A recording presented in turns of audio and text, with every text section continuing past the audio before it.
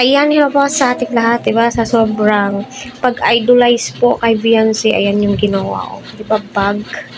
So, ang ganda ni Viancy talaga po, Kaya, marami ang nagmamahal sa kanya ng mga Team Etsy, yung ibang supporters ng Kalingap Serye, ay sumusuporta din po sa Etsy. Ganun po dapat, diba? Magsuportahan, magmahalan, diba?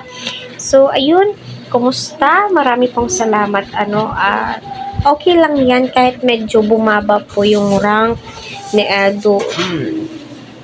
Di naman po sa lahat ng oras, nasa itaas. Pero as long as kita naman po natin na maganda po yung views ni Edo, go na go po tayo dyan, diba? Kaya patuloy po natin suportahan si Kalinga Prab Val at ang buong team. Huwag po natin skip ang kanilang ads. So, sana magkaroon din akong bag ganyan, Sana magpa-order din po sila Kalinga Prab yung mga ganyan.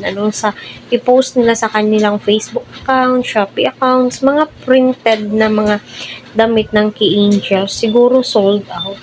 Aside sa ibinibenta po nilang mga kwintas, mga earrings, 'di ba? Kita po natin na kapag nagla-live po ang Key Angels ay palaging sold out. Lalong-lalo na nung si VNC at si Joy. Grabe, napakadaming bumili. Lalong-lalo na kapag mga damit na printed na yung mga sumusuporta, my God, sold out na naman po yan. Kaya hindi lingid sa ating kaalaman, na sino ba naman ang hindi mabibighan o mai-in love kay Viancy at hindi ako naniniwala na walang namumuong pagtitinginan ang dalawa. So kita naman po natin kung gaano ka-suportado ni Edu itong si Viancy, lalong-lalo na sa ELM ball, di ba? So, saan kaya galing si Arman nito? Arman. Pangalan nito? Pangalan niyan, pinsan ata to ni Kalinga Prab. My God. Kalinga Prab. Kalinga Mrs. Jack Tapia Matubang. Nakalimutan ko. My God, correct me if I'm wrong na lamang po. At saka, kay Papa Franz po ito mapapanood.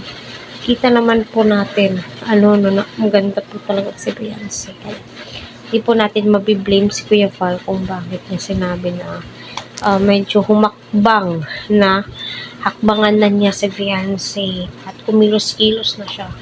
Baka siya ay maunahan. So, totoo naman po talaga, kaya kung hindi gumo itong si Edo, ewan ko na lamang po talaga. Ay, naku, ewan ko na lang talaga, Eds.